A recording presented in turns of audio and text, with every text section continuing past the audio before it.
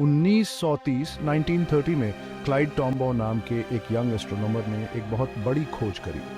उन्होंने background stars के against move करते हुए लाइट का एक फेंट पॉइंट देखा।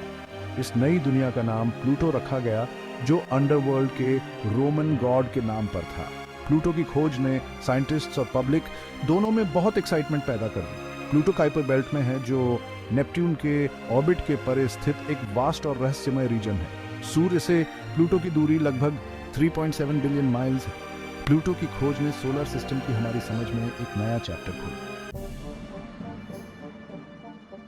दूसरे प्लैनेट्स के लगभग सर्कुलर ऑर्बिट्स के विपरीत सूर्य के चारों ओर प्लूटो का रास्ता हाईली एलिप्टिकल है। यह अनयूजुअल ऑर्बिट सोलर सिस्टम के प्लेन के सापेक्ष टिल्टेड है, जो प्लूटो को एक यूनिक और इंट्रीगिंग ट्रेजेक्टरी देता है। सूर्य के चारों ओर अपनी 248 ईयर लॉन्ग जर्नी के दौरान प्लूटो की दूरी काफी बदलती रहती है।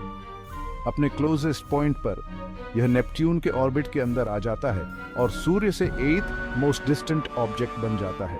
प्लूटो का एक्सेंट्रिक ऑर्बिट ही इसकी एकमात्र डिस्टिंग्विशिंग फीचर नहीं है। यह अदर प्लैनेट्स की तुलना में काफी स्मॉलर है, जिसका डायमीटर केवल 1477 माइल्स है।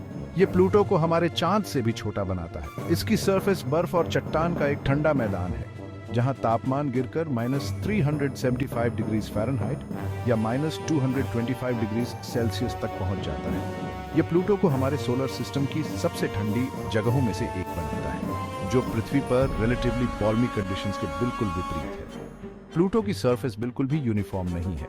स्पेसक्राफ्ट द्वारा ली गई इमेजेस में सरप्राइजिंगली डाइवर्स लैंडस्केप दिखाई देता है, जिसमें नाइट्रोजन आइस के विशाल मैदान, पानी की बर्फ के ऊंचे पहाड़ और विभिन्न आकारों के क्रेटर्स हैं। ये फीचर्स प्लूटो के जियोलॉजिकल हिस्ट्री के बारे में महत्वपूर्ण क्लूज प्रदान करते हैं, जो इंटरनल और एक्सटर्नल फोर्सेस दोनों द्वारा आकार दी गई एक डायनामिक वर्ल्ड का सुझाव देते हैं। अपने स्मॉल साइज और सूर्य से एक्सट्रीम डिस्टेंस के बावजूद प्लूटो में एक पतला एटमॉस्फेयर है। यह टेन्यूअस एटमॉस्फेयर मुख्य रूप से नाइट्रोजन से बना है, जिसमें मीथेन और कार्बन मोनोऑक्साइड के ट्रेसेस हैं। जैसे जैसे प्लूटो अपने एलिप्टिकल ऑर्बिट के साथ आगे बढ़ता है, इसके एटमॉस्फेयर में ड्रामेटिक चेंजेस होते हैं। जब प्लूटो सूर्य के करीब होता है तो इसकी सरफेस पर मौजूद आइसेस सब्लिमेट हो जाते हैं, जो सीधे सॉलिड से गैस में बदल जाते हैं।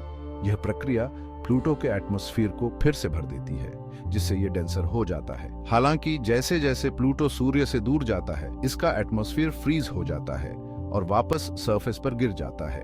फ्रीजिंग और थॉइंग का यह साइकिल प्लूटो पर एक डायनामिक और एवर चेंजिंग एटमॉस्फेरिक एनवायरनमेंट बनाता है। प्लूटो के आकर्षण में और इजाफा करते हुए इसके चारों ओर 5 झाट मून्स हैं। इनमें से सबसे बड़ा चंद्रमा चैरोन प्लूटो के सापेक्ष इतना बड़ा है कि दोनों बॉडीज को अक्सर एक बाइनरी सिस्टम माना जाता है। चैरन, जिसका नाम ग्रीक मिथोलॉजी में अंडरवर्ल्ड के फेरीमैन के नाम पर रखा गया है, प्लूटो के साथ टाइडली लॉक्ड है। इसका मतलब है कि चैरन का एक ही साइड हमेशा प्लूटो का सामना करता है, ठीक उसी तरह जैसे हमारा अपना चांद हमेशा पृथ्वी पर एक ही फेस दिखाता है।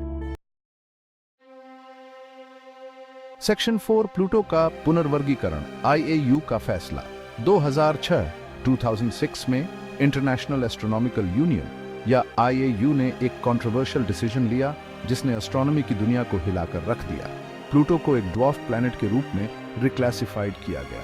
यह फैसला आसानी से नहीं लिया गया था और यह किपर बेल्ट में अन्य ऑब्जेक्ट्स की खोज से उपजा था, जो साइज और कंपोजिशन में प्लूटो के समान थे। प्लैनेट की डेफिनेशन को स्पष्ट करने के लिए IAU ने 3 क्राइटेरिया स्थापित किए हैं, जिन्हें एक सेलेस्टियल बॉडी को पूरा करना होगा। पहला, इसे सूर्य की परिक्रमा करनी चाहिए। दूसरा, यह इतना मैसिव होना चाहिए कि उसका अपना ग्रेविटी उसे एक स्फेरिकल शेप में खींच ले। और तीसरा, इसने अपने ऑर्बिटल नेबरहुड को अदर ऑब्जेक्ट से साफ कर दिया होगा। जबकि प्लूटो पहले 2 क्राइटेरिया को पूरा करता है, यह तीसरे पर खरा नहीं उतरता है। इसका ऑर्बिट अन्य किपर बेल्ट ऑब्जेक्ट्स के ऑर्बिट्स के साथ इंटरसेक्ट्स करता है। यह दर्शाता है कि इसने अपने नेबरहुड को साफ नहीं किया है। इस कारण इसे ड्वार्फ प्लैनेट के रूप में रिक्लासिफाइड किया गया। एक ऐसा फैसला जिसने साइंटिस्ट्स और पब्लिक के बीच बहस और चर्चा को जन्म दिया।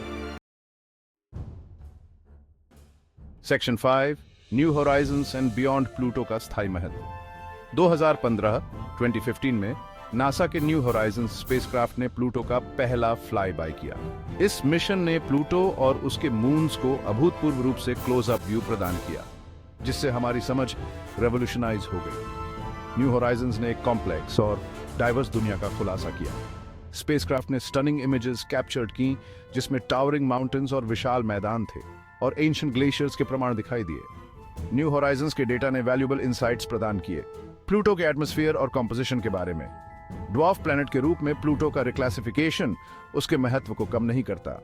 केपर बेल्ट में प्लूटो की यूनिक कैरेक्टरिस्टिक्स इसे वैल्यूएबल टारगेट बनाते हैं। प्लूटो की कहानी एक रिमाइंडर है कि यूनिवर्स के बारे में हमारी समझ विकसित हो रही है। जैसे जैसे हम कॉस्मोस को एक्सप्लोर करते हैं, हमें नए वंडर्स और मिस्ट्रीज का सामना करना पड़ेगा, जो हमारी असम्पशंस को चुनौती देते हैं और हमारे नॉलेज का विस्तार करते हैं। प्लूटो का सफर और इसका निरंतर महत्व मानव जिज्ञासा की असीम क्षमता का प्रमाण है।